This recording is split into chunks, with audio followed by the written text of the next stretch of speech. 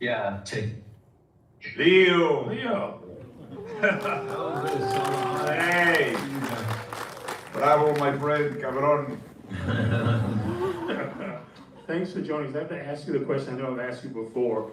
What was your first conversation with Alejandro about this, besides it being the vacation spot of the world? What else did you guys talk about when you first talked about the script? Besides it being an amazing tropical location for a vacation, it was our venture into the unknown. You know, he started talking about this time period specifically, which was America in the 1800s, mid 1800s. That was really, you know, Native American territory.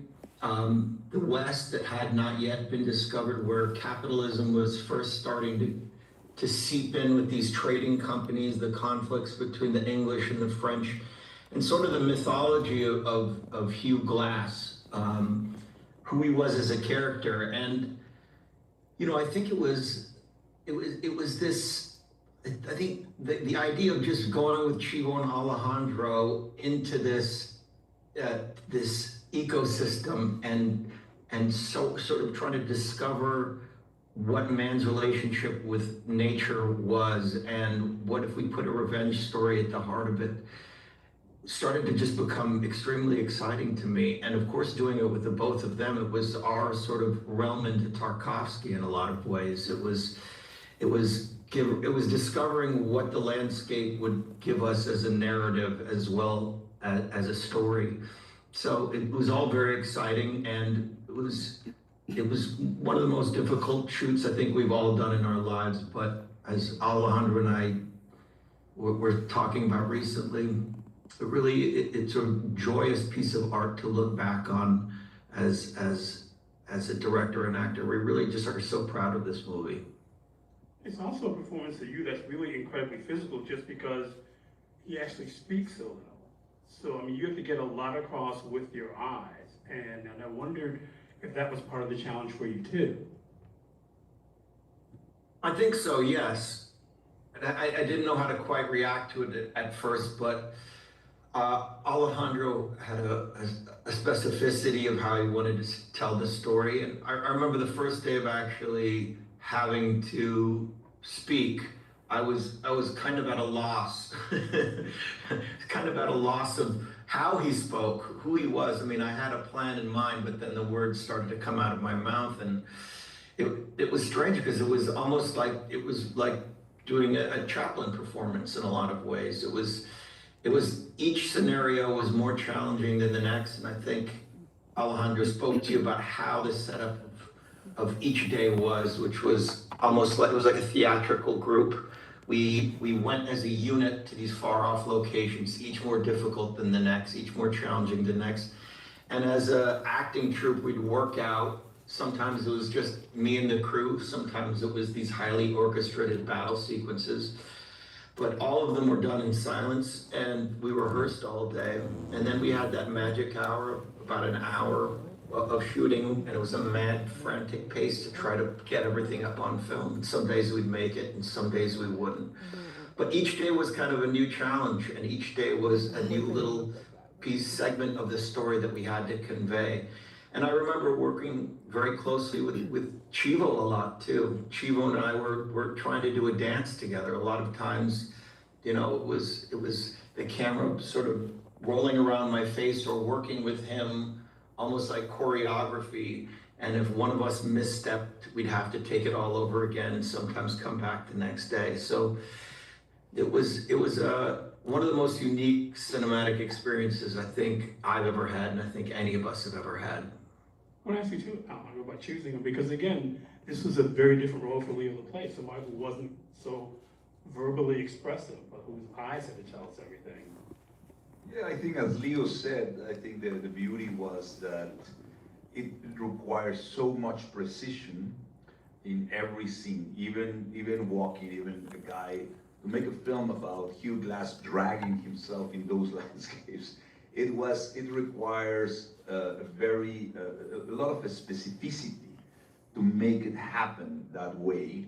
because again, there was no explanation, but just the physical story that Leo was carrying in himself by his expressions with the eyes, with the body language, and how to really understand the nature of a body that is being healing through the seasons, and how is that, how to understand that, how elliptically we can really convey that. So it was a lot of precision things of all the departments that really were participating. And we have, you know, Jack Fisk in the production design, we have Jackie West, we have, everything was planned to the point of every single feature in the scars on the face, on that, how is healing, all that process. A lot of people that teach us about that time, as Leo said, that was a time that seems like another planet, you know what I mean? And it was rough. And these people really live under those conditions. So we learn a lot about survival skills. So anyway, the precision, and then obviously the dance with the camera with Chivo and Scott Sakamoto, that was sometimes in steady cam, and Chivo parading in the action scenes require a lot of rehearsals, a lot of storyboards, and obviously Leo has an incredible rhythm that it's very hard to explain, but I have never seen somebody that really understand how, where to look at what time, and rhythm is everything in cinema, especially in a film like that. So I think it was beautiful to see that dance he is describing, you know. I have to ask you, Lou, because the last sequence where you're stalking Tom Hardy and you encounter him, and again, you guys don't speak. We're so used to, at that point in the movie, all these sort of character relations coming out, and it's all about the way you're sort of staring him down. How hard was that sequence to do? Because it's something that I've never forgotten. I think we talked a lot about Kurosawa's films for that moment. We talked about certainly Yojimbo and Sanjuro, and the idea of these two the protagonist facing off with his mortal enemy and this moment of silence. And you know what Hugh Glass goes through in this movie, it almost sort of becomes a fever dream in a lot of ways. And I think the more that we started to be in those elements, you know, along with Jack Fisk's work and just talking about the history, talking about that time, it's almost like this character is going through a transformation. He doesn't know if he's alive or dead or what he's pursuing. So that final moment, which was a prolonged bit of shooting, where you know, we had to go to a separate location because we actually lost all the snow in Canada. Either we shot too long or climate change started to hit, and we had to go to the southern tip of Argentina to find snow. That became, you know, almost like this dream sequence. And I think that at that point, you know, Hugh Glass, you know, life or death doesn't matter to him anymore. So the fear is gone, you know, the fear is gone in him. And I just thought it was one of the most beautifully shot sequences, especially when Chivo and Alejandro came up with that ending of the staring into the camera and breaking the third wall at the end of the film. There were a few moments like that in this movie where it was a moment of discovery for me of how much we almost interact and reach out to the audience and hold a mirror to the audience, which, you know, maybe they had planned, but I didn't. I remember Chivo saying to me, we broke the third wall a couple times, which I had to see for myself up on screen. And by the way, I hope everyone enjoyed this IMAX showing of the movie tonight, because I haven't seen it in person, but I imagine it was pretty special. No, it's enormous, but you're saying that if the movie sort of starts with breaking the fourth wall when you're with your family, you sort of look into the camera, so it starts that with it's kind of this circular thing. And also to that moment of that encounter, I want you both to talk about this, and I'll start with you, Alejandro, really sort of hit the existential crisis of the movie, because in the background, as you're talking, we sort of see this avalanche, which says, in a week's time, none of this will matter. I mean, that's, for me, it's such an extraordinary moment. That's why, for me, it's so unforgettable. Yeah, we were laughing about it at the crazy night. I was watching the film and I was exhausted, completely exhausted. I mean, I remember every detail of every challenge of everything. And when the avalanche came, just for you to know, whoever knows, we really have rehearsed that scene. Leo arriving with the horse, going down 3 steps. Captain Henry, he goes there, he look at it, airplane, a little plane was throwing TNT, explosives in the mountain. 1, 2, 3, the radio, yes, explosion is there. And then we hear, boom. Okay, Leo, 1, 2, 3, and Leo didn't know that this avalanche was there, and he has to pretend, and then, okay, now, and I saw the avalanche coming, and then Leo has to turn, see the avalanche. But anyway, we were basically creating an avalanche in timing, in one take with no editing, and it happened. And it's beautiful that the timing again, the dancing between the camera, the avalanche, the plane, Leo's body. So there were miracles like that. And but just remember the tension that we were having in that day. It was really exhausting. But there was.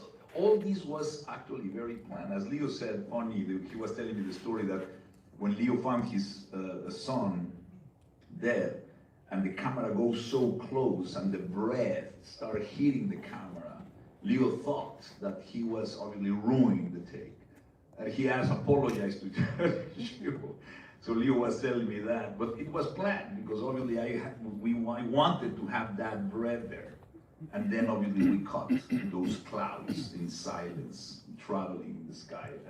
But obviously for us, we were really tempting that audience sensorially to get into the extreme version of the sensorial, put the audience in the mind and in the body of Hugh Glass and Leo, No, it's an incredibly visceral moment, but there's so many of them, because you're talking about breaking the fourth wall. Let's think about how circular film is, because it starts with all this noise. It basically ends in silence. And just this idea of this, what's going to finally endure is the landscape.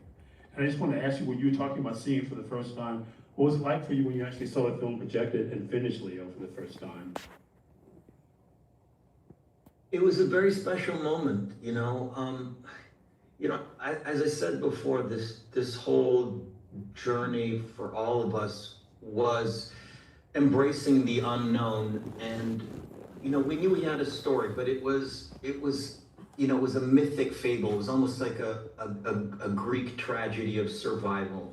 And it gave, I think, Alejandro, as a storyteller, a lot of leniency to bring in elements and discoveries along the way that could only happen by being submerged in nature and sort of giving yourself over to the power of the natural world and the unknown. And the story shifted in a lot of ways. I mean, of course, there were these massively orchestrated sequences that they had beforehand. We discussed it at great length about that time period.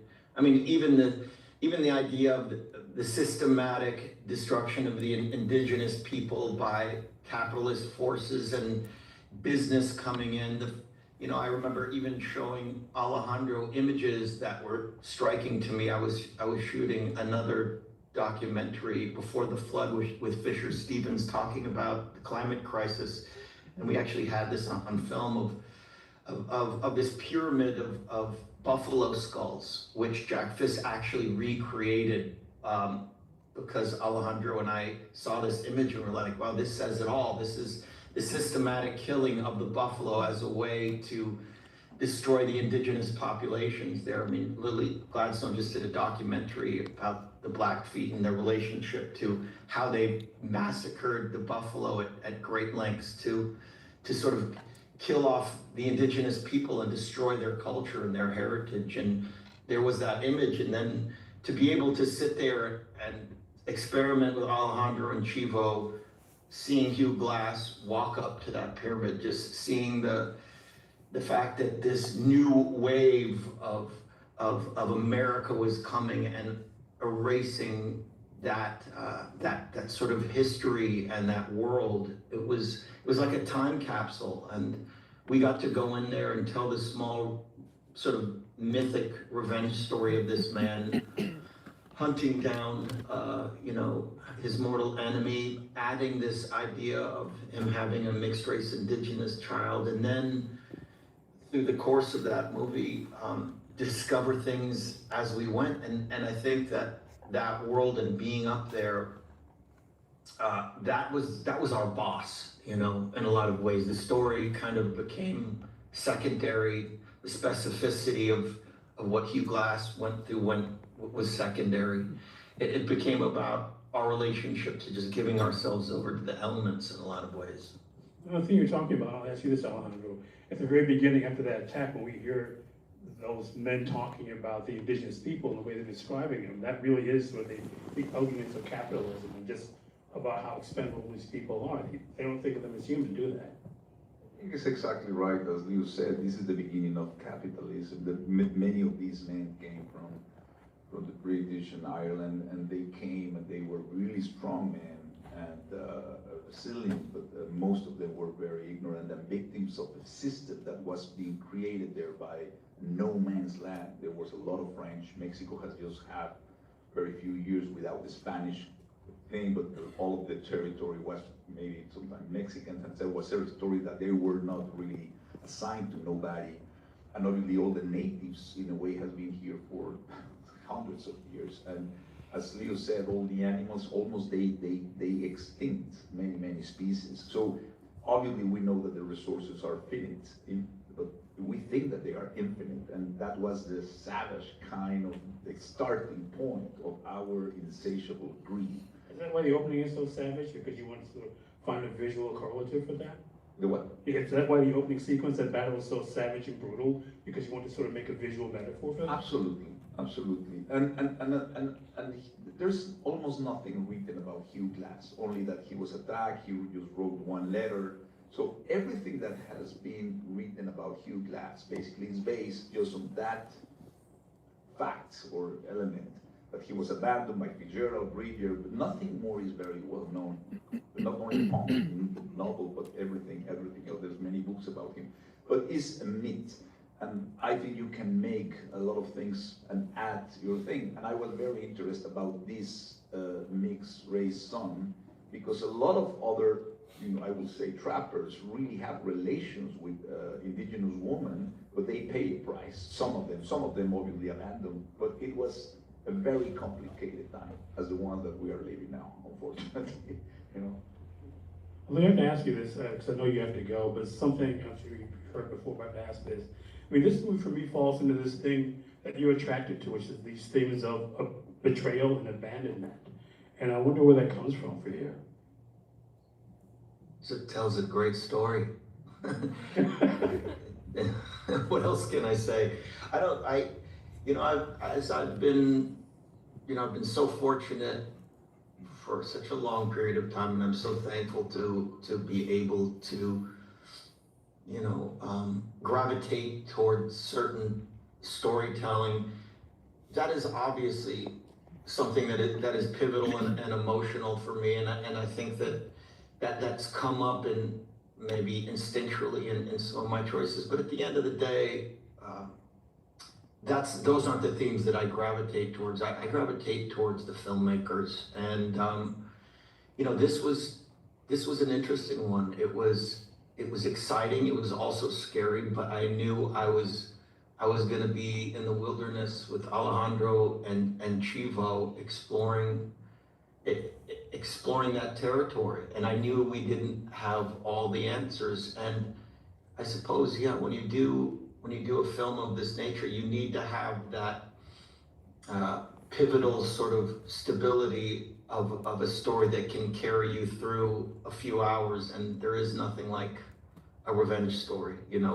It's very old-fashioned in its nature. You think about the great westerns, but more than anything, it was to be able to work with Alejandro in this capacity, and like I said, not to be repetitive, but I am thankful now, as hard as that film was to do, and we have a great piece of art to look back on it as we get older, something that I certainly am proud of. Well, I know you've got to go with it. Thank you for your time and congratulations and good luck with everything. Thank you. Thank you, Leo. Thank you.